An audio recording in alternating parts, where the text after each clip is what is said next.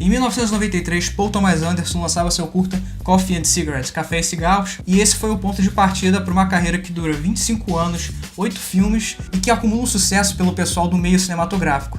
E, como esse ano foi lançado aqui no Brasil o seu 8º filme, Trama Fantasma, nós decidimos fazer essa pequena homenagem, singela homenagem a esse diretor que merece realmente um reconhecimento maior. Como ele falou, ele lançou agora recentemente o Trama Fantasma, Phantom Thread, que ganhou o Oscar de melhor figurino, merecidamente. E pra mim, foi um dos melhores filmes que rolaram nessa premiação. É um filme que quanto mais eu penso nele, melhor ele fica. Com certeza, foi uma das maiores surpresas de 2000 dessa premiação. Sim, e teve muita gente que vai começar a ver o Paul Thomas Anderson agora. Eu conheço pessoalmente algumas pessoas que nunca tinham visto o filme do Paul Thomas Anderson e agora vão começar a olhar pra trás. Então, quem é Paul Thomas Anderson? Vamos lá. Ou PTA? Eu prefiro chamar Paul Thomas Anderson. Mais fácil, né? Paul Thomas Anderson nasceu no dia 26 de junho de 1970 na Califórnia. Nasceu no berço da indústria cinematográfica. Sim, com certeza. No auge da nova Hollywood, não é mesmo? Essa nova Hollywood que inclusive que vai moldar um pouco a filmografia dele. Sim, exatamente por isso que aí a gente consegue entender pelo período em que ele nasceu, pelo contexto onde ele estava inserido como cinéfilo, a gente consegue entender toda a formação, as fontes onde ele bebeu e esse tipo de coisa. Quando ele se formou no colégio, ele entrou na faculdade de cinema e ficou durante um período inacreditável de 2 dias. Pois é. Por quê? Porque o Paul Thomas Anderson, assim como o Quentin Tarantino e outros diretores, como Oliver Stone, por exemplo, que não cursaram cinema, né? Não cursaram cinema, William Friedkin, Ridley Scott, que fez a publicidade. Ele faz parte dessa geração do videocassete, vamos dizer assim, a geração que cresceu vendo os filmes e isso acabou moldando a maneira com que ele ia fazer filmes no futuro.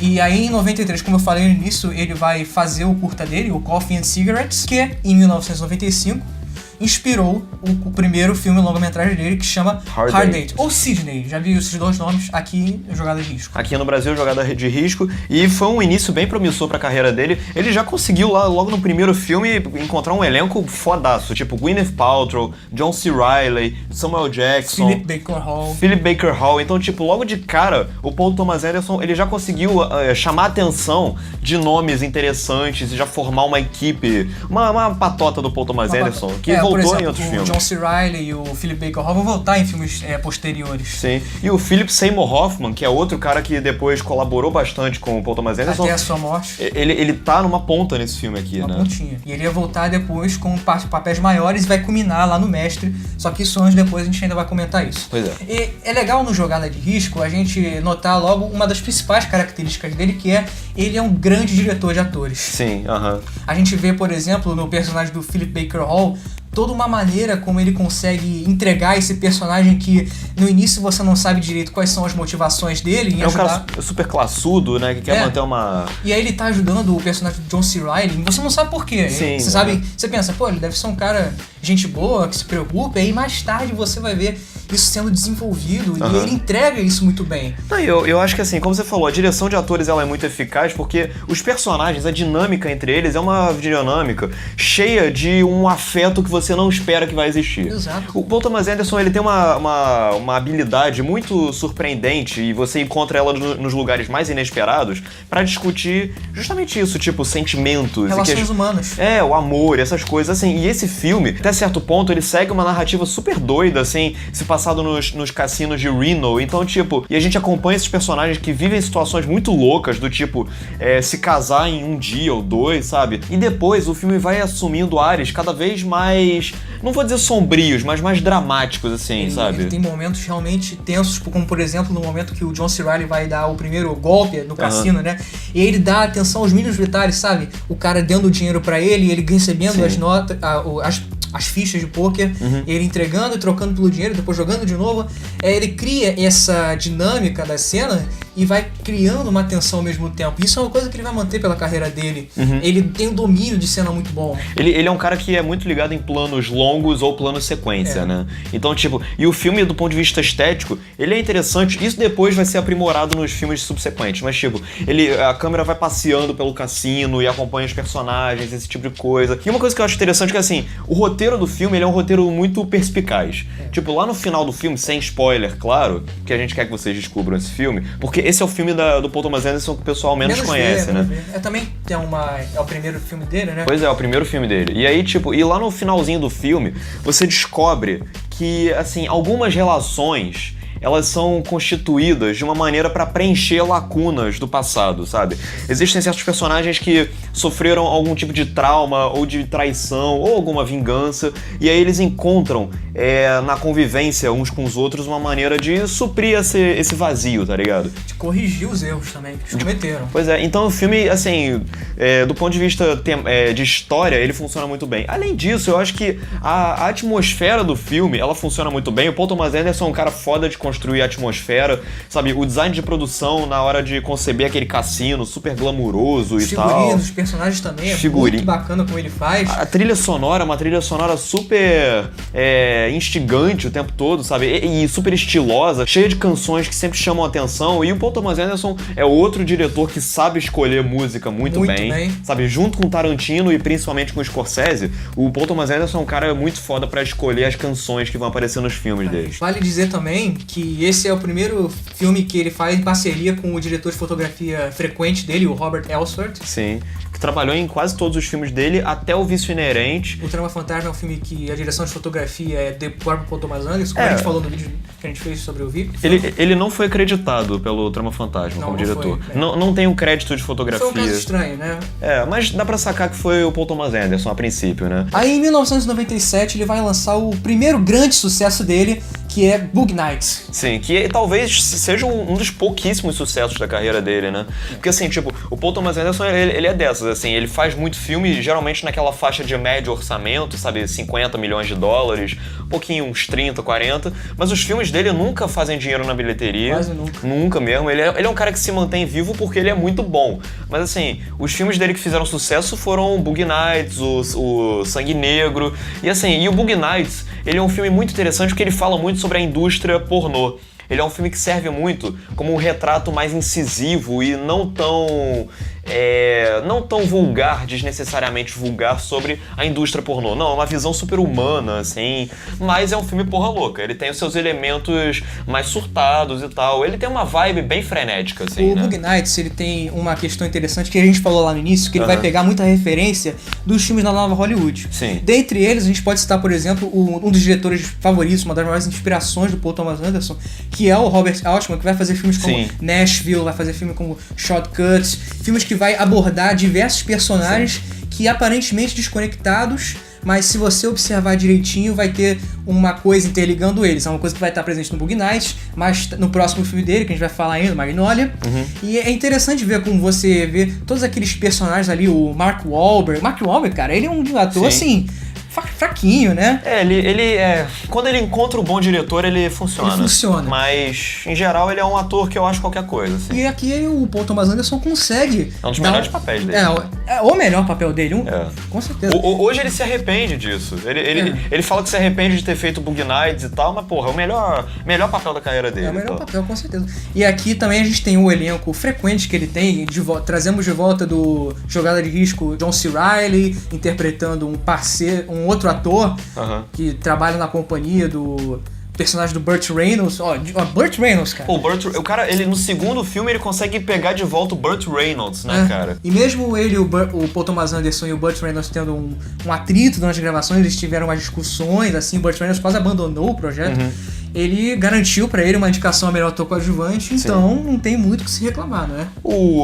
Esse filme também ele tem também alguns atores que depois viriam a formar a partota do Paul Thomas Anderson também, que é a Julianne Moore, por exemplo, né? Que depois volta no Magnolia. Aqui nesse filme ela constrói um personagem mais complexo do que no Magnolia, eu acredito. Um personagem com mais nuances, com mais curvas dramáticas e tal. O Philip Seymour Hoffman também tá nesse filme. Aqui ele tem um papel um pouco maior, mais expressivo, porque no Hard Eight era uma pontinha, né? Pontinha de pontinha. Mas é impressionante que, cara, o Philip Seymour Hoffman, ele é um cara que sabia construir personagens que eram completamente diferentes um do outro. Você pega o personagem dele no Hard Date, depois pega o personagem dele agora no Boogie Nights. E aí no Magnolia vai ser outra coisa, lá no Mestre vai ser uma coisa totalmente diferente. Não, e entre o Magnolia e o Mestre ainda tem também o Embriagado de Amor? Embriagado de Amor, que é um personagem completamente diferente. Então, assim, ele era um ator muito versátil, assim, muito poderoso, assim. E aqui ele interpreta justamente um homossexual, né, nesses anos 70, uma época extremamente homofóbica, Sim, né? Que ele não podia ficar se revelando, assim, pra todo mundo. Sim. E ele também, ele passa um personagem super sensível.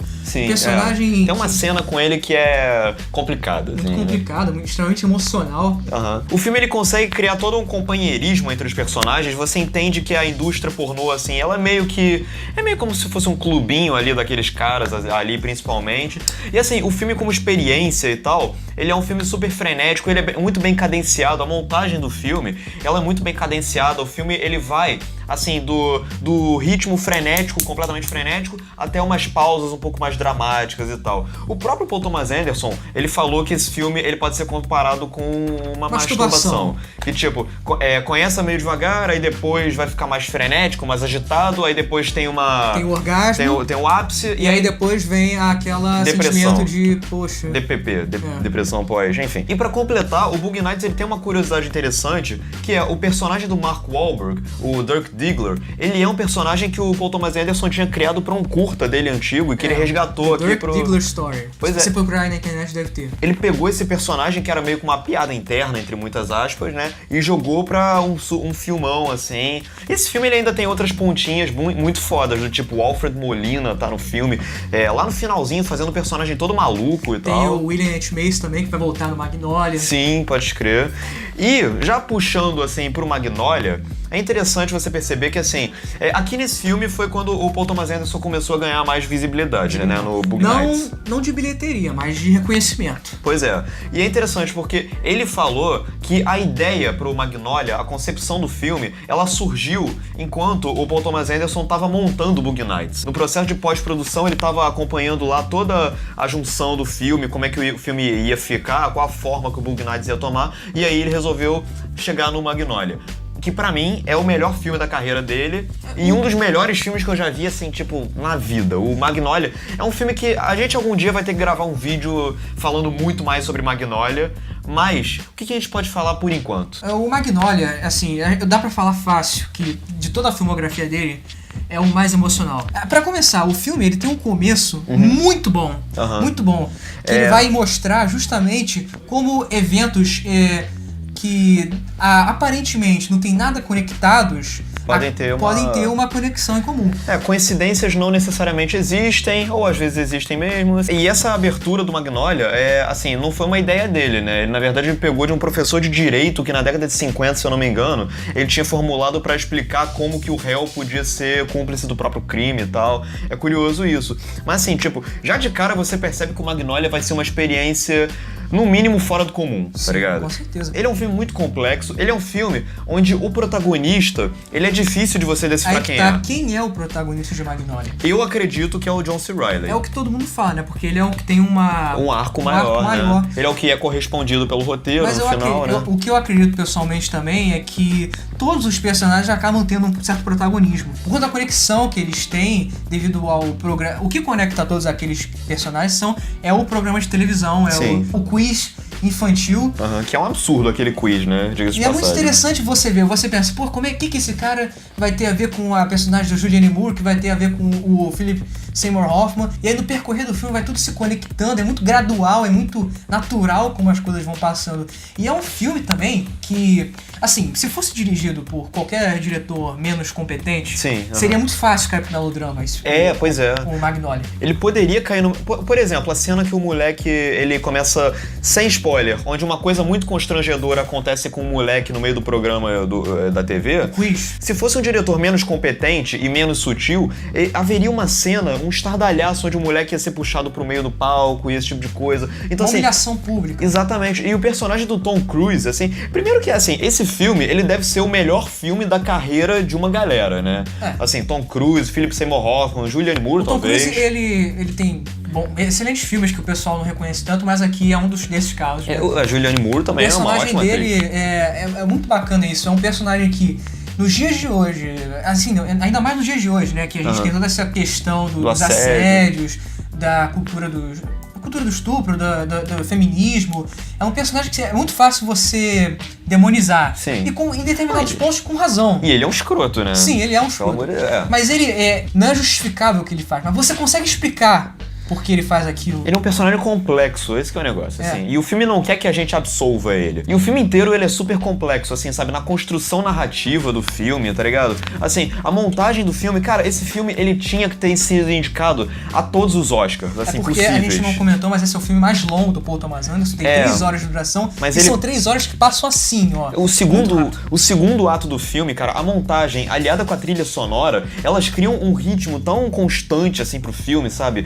E assim, e é um filme que passa tão rápido, e você se prende a todos os arcos que o filme cria. Filme sem barriga nenhuma. Sem barriga nenhuma, com 3 horas de duração, tá ligado? Isso é uma coisa rara. Assim, como a gente falou, a construção narrativa do filme, a carpintaria dramática do filme são super complexas, e assim, e os próprios temas que o filme aborda. É um filme sobre amor, é um filme sobre coincidências, é um filme sobre conceitos bíblicos, tá ligado? É um filme sobre você ajudar o próximo. Pode ser tudo isso, tá ligado? Assim, a gente tem no final do filme, na virada do segundo pro terceiro ato do filme, nós temos uma cena que é icônica, que a gente não pode falar aqui, mas todo mundo sabe o que é. E assim, e essa cena, ela tem todo um contexto, assim, tipo... Associem essa cena aos números 8 e 2, que aparecem o filme inteiro, assim. E aí você vai entender toda a trama do filme, todo um versículo bíblico, assim, sabe? Saca do Êxodo 8.2, então, sabe? Tipo, é um filme super complexo, tá ligado? Sim, ele não é o meu favorito, pessoalmente, mas ele tá lá em cima, junto com outro filme que nós ainda vamos comentar.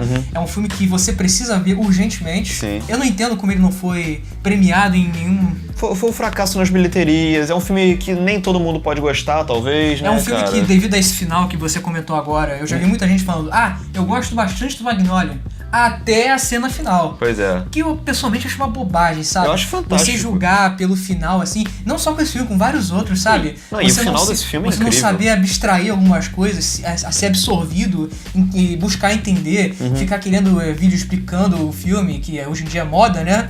Pois é. E esse filme, inclusive, ele tem uma cena que, assim, tipo, pra mim é uma das mais icônicas, assim, que eu me lembro, que é a cena onde todas as tragédias de todo mundo vão se interligar.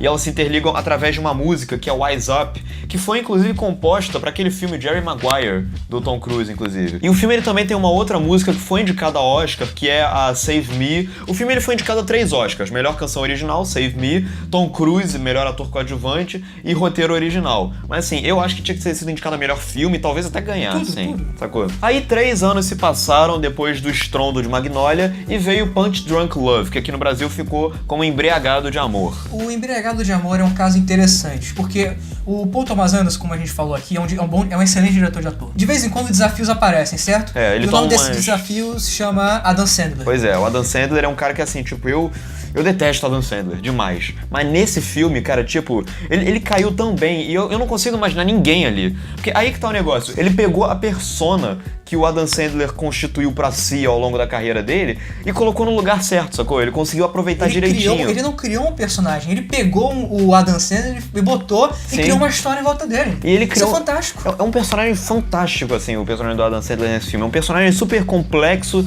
que você, assim, você se apega a ele, você entende as maluquices dele, você fica com uma peninha dele, você celebra as conquistas dele. O Embriagado de Amor, ele é um romance, mas não daqueles usuais, sabe? Ele é uma comédia romântica desconstruída. Aí que tá o negócio. Desconstruído. Sacou? Então, assim, mas ele é um filme, sabe, que vale muito a pena você ver. É um filme super fofo. É um dos filmes do Paul Thomas Anderson que o pessoal menos gosta. E eu acho... Justamente. Eu acho um dos melhores, pra dizer a verdade, é um dos sabe? mais divertidos de se assistir também. Não, eu acho que, assim, tudo no filme funciona muito bem. Assim, como gênero, ele é um filme complexo, porque ele, como a gente falou, comédia romântica desconstruída. O personagem do Adam Sandler é um personagem, como a gente falou, complexo. A atmosfera criada em torno dele é uma atmosfera que funciona, você consegue entender, você consegue entrar no ritmo frenético do personagem. Ele é um personagem que vai perdendo o fio da meada de uma maneira crescente e você acompanha isso junto com o Adam Sandler, junto com a montagem, junto com a trilha sonora. E de quebra, lá pro terceiro ato, o filme ele ainda introduz o personagem do Philip Seymour Hoffman. Quer dizer, ele não introduz, mas ele passa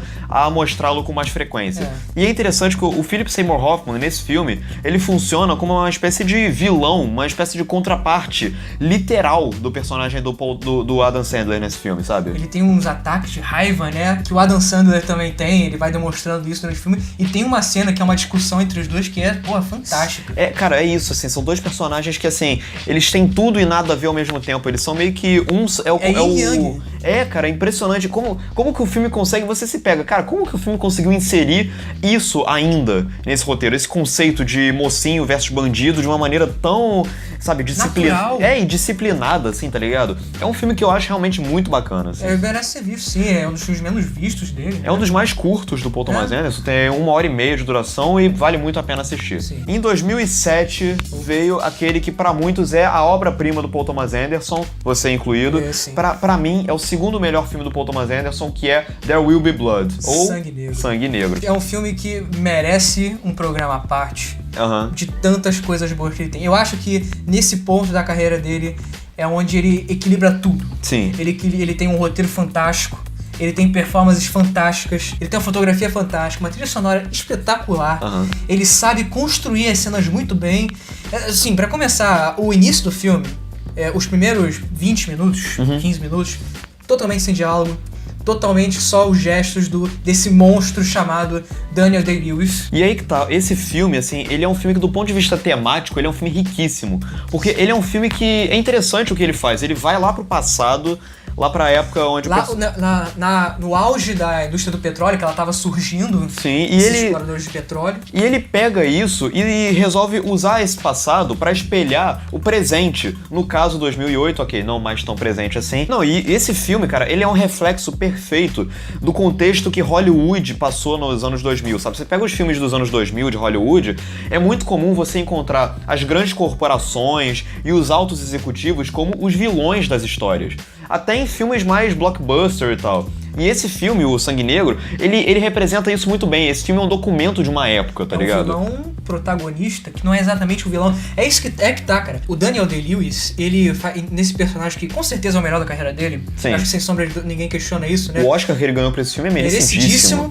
E o personagem dele é mega complexo, porque ele não é simplesmente aquele estereótipo do capitalista, né? Apesar dele ter um pouco disso. Ele alcança esse estereótipo, mas você acompanha a construção. Em determinados momentos ele demonstra que não é simplesmente pelo dinheiro. Ele sente um desprezo muito genuíno por tudo, as relações que ele tem com outros personagens. Você vê que são relações extremamente frágeis. É tudo pautado pela ganância, pelo poder, né? A única coisa é que você consegue crer um pouco assim, que é a relação com o filho adotivo dele. Lá no final do filme isso vai pro caralho também, tá ligado? Caralho.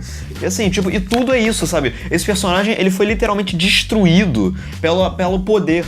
Tá ligado? Bota o poder na mão de um homem pra ver o que ele se transforma. Ele foi isso, destruído sabe? pelo poder e destruiu pelo poder. Sim, mais ainda. Ainda mais com o embate dele com o principal...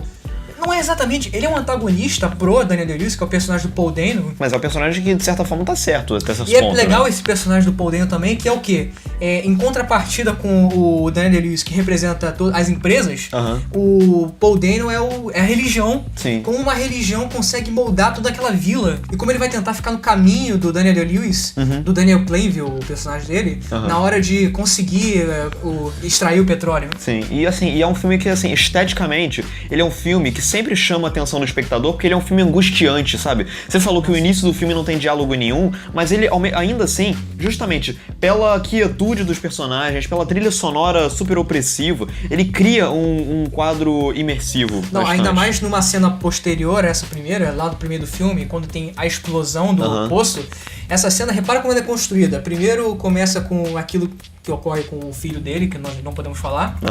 E aí, a partir desse momento, começa a bater uns instrumentos, uma percussão, que vai crescendo. E aí cresce no final junto. No final tem a catarse. Pois é. Assim, o filme inteiro, ele é um filme muito bem arquitetado do ponto de vista dramático, do ponto de vista temático, do ponto de vista narrativo, sabe? E assim, a fotografia do filme, ela ganhou o Oscar, ela tirou o Oscar do Onde os Fracos Não Têm Vez, mas eu acho que esse caso específico, eu entendo não ter ido pro Roger Deakins, porque assim, a fotografia do Sangue Negro é inacreditável, assim, ela realmente transforma o petróleo, assim, assim, sabe? O petróleo jorrando. O sangue negro, nosso título brasileiro. O sangue negro em si, numa coisa, numa mítica, sabe? Algo realmente mítico, assim. E é um filme fantástico, é um dos melhores filmes, assim, tipo... Do século XXI.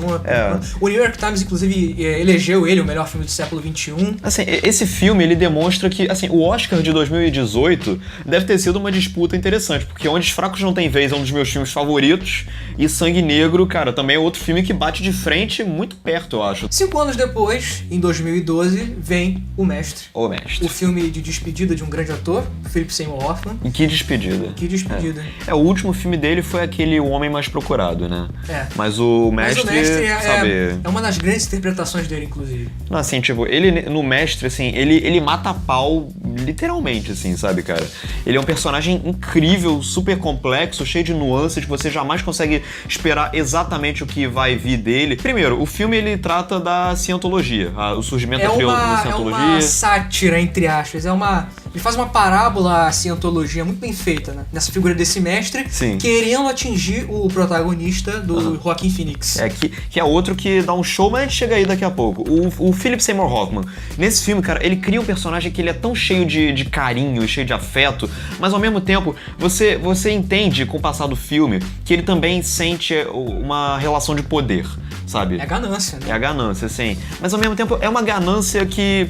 Aí, essa dualidade entre o afeto e a ganância, ela é um pouco mais bem definida, mais equilibrada, assim. E o personagem do Philip Seymour Hoffman nesse filme, ele é um personagem que, assim, ele é um personagem super culto, ele é um personagem super letrado, que conhece muitas coisas, mas ao mesmo tempo, ele, de vez em quando, ele tem alguns acessos de raiva, mais ou menos, perante a figura um pouco mais ineficiente do Joaquin Phoenix em alguns momentos. Você pega a cena da cadeia, por exemplo, né? É um exemplo, sem spoiler de novo. O Joaquin Phoenix interpreta um personagem totalmente caótico por determinado ponto de vista, mas eu acho interessante isso porque o filme, O Mestre, no título, o mestre é o Philip Seymour Hoffman. E ele quer justamente buscar essa submissão do Joaquin Phoenix. Sim. E o próprio Joaquin Phoenix busca também um sentido pra vida dele. Tanto que o filme vai se passar no contexto do pós-Segunda Guerra Mundial. Ele é um soldado que acabou de sair da guerra, tá buscando um sentido pra vida dele. Ele tem esse vazio que ele quer que seja preenchido. E ele vai buscar nessa figura do Philip Seymour Hoffman. Só que, ao mesmo tempo, ele não consegue. Ele é extremamente caótico, ele é um personagem... que não consegue ser domesticado, tanto que você pode fazer algumas comparações dele com um animal, em determinados momentos que ele vai atacar outra pessoa. É uma relação que vai até além, sabe, de mentor e aprendiz, sabe? Ela é uma relação assim, tipo, a princípio, mas assim, depois é uma relação mais de necessidade, sabe? De busca por um caminho, de busca por algo maior, que tá representado na figura do Philip Seymour Hoffman até certo ponto, sabe? Sim. E nisso, voltando pro Joaquin Phoenix, e a gente vê um personagem que, novamente, busca essa figura do mestre pra guiar ele, pra ele ter um sentido, só que em determinada cena que envolve uma moto, a gente vê, ele não consegue, ele é o homem condenado a ser livre, a ser essa figura... ele é o espírito livre personificado. Transgressor. Uhum. É um filme realmente incrível, assim, e ele consegue também, uma coisa que eu acho é um detalhe a mais, ele consegue transformar a cientologia, entre aspas, num conceito instigante narrativamente, assim, de construção de mundo também, assim, sabe? Eu acho interessante esse negócio de você voltar pro passado a fim de entender a gente e como que isso vai quebrar certos paradigmas que a gente tem na nossa sociedade, na nossa cultura. Sabe, eu acho que o filme inteiro ele consegue criar... O filme inteiro ele é super funcional nesse sentido, sabe? Aí 2 anos se passaram e em 2014 o Paul Thomas Anderson chegou com Inherent Vice, ou aqui no Brasil, Vício Inerente, que é o filme que, assim, ele é um filme muito mais de atmosfera do que de tema. É o seguinte, a gente tem que contextualizar primeiro o filme, porque ele é baseado no livro do autor Thomas Pynchon, que é um autor que é muito complicado de se adaptar. Aliás, essa é a primeira e única vez que ele foi adaptado para um filme oficialmente. Ele é um autor extremamente complicado, que ele vai apresentar uma porrada de personagem do nada que não vão ter um fim tão convencional, vai apresentar tramas que não vão se resolver muitas vezes, e é um autor complicado de se ler realmente. E fica evidente isso aqui, é um filme que você não vê tanto uma mão do Paul Thomas Anderson, apesar dela estar presente. Não, eu enxergo uma mão do Paul Thomas Anderson, mas assim, tipo... Mas a carga autoral do Pynchon é muito forte. Pois é, e é um filme que, assim, ele tem uma vibe... Ele é um filme mais de atmosfera do que de tema, ele é um filme com uma vibe super noiada das ideias, vamos colocar assim. Ele é um filme maluco. É. Ele é um China... na época, muita gente falou isso, que ele é um Chinatown com personagens completamente despirocados, tá ligado? Robert Altman, seu filme Perigoso a Deus, lá de 1970, inclusive o ano que ele nasceu, Sim. que ele vai realmente desconstruir o noir, vai ser uma gênese do neo-noir que a gente vai ver no Chinatown também, e aqui vai estar presente de novo nesse ambiente extremamente iluminado, Sim, que é um contraste aos filmes policiais clássicos do noir, claro, que é uma coisa sombria. Eram filmes que investiam muito em sombras, esse tipo de coisa, e aqui no Vício Inerente é um filme totalmente clareado, bem mais saturado, assim, né? Ele também vai se posicionar nessa época, no final da era dos hippies, com a própria figura do Joaquin Phoenix, que é o protagonista, o Doc Sportello. Que é o hippie, assim, tipo, daqueles, tá ligado? E é interessante como ele vai quebrar outros conceitos do noir também. Por exemplo, é muito padrão nesses filmes noir a gente ter uma narração. E aqui a gente tem uma narração. Só que de quem?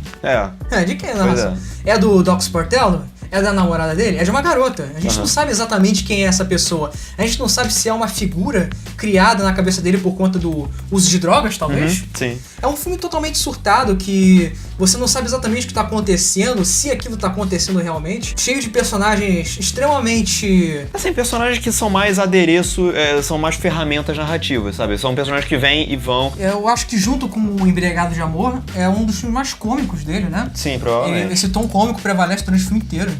Mas assim, eu confesso que esse é o filme dele que eu menos gosto, pra dizer a verdade, sabe? É comum isso. Assim, eu acho que faz sentido a proposta do filme ser uma maluquice completamente desconstruidora, assim. Mas sabe, apesar disso, eu acho que é o filme dele que menos me chamou atenção. Apesar de eu gostar bastante do filme, eu vi inclusive quando saiu, lá em 2014, vi com 14 anos, 15 anos, eu entendi bem pouco, e depois, pensando um pouco, você acaba pegando mais coisas. Mas mesmo assim é um filme mais complicado, assim. Mas ainda é um filme interessante, justamente pela estética dele. Em 2017, Paul Thomas Anderson retornou com o seu Trama Fantasma. Sim, que a gente já comentou aqui, que é um filme que, como a gente falou, melhora quanto mais você pensa nele e tal, e é um filme que ele pode parecer vazio, ele pode parecer que é só um filme de um monte de ricos, brancos... Pode parecer mais conservador. Pois é, mas ele na verdade, quando você vai quebrar um pouquinho a cabeça pra entender esse filme, você descobre que ele é um filme que fala sobre muita coisa, sobre sabe, sobre um relacionamento desajustado, sobre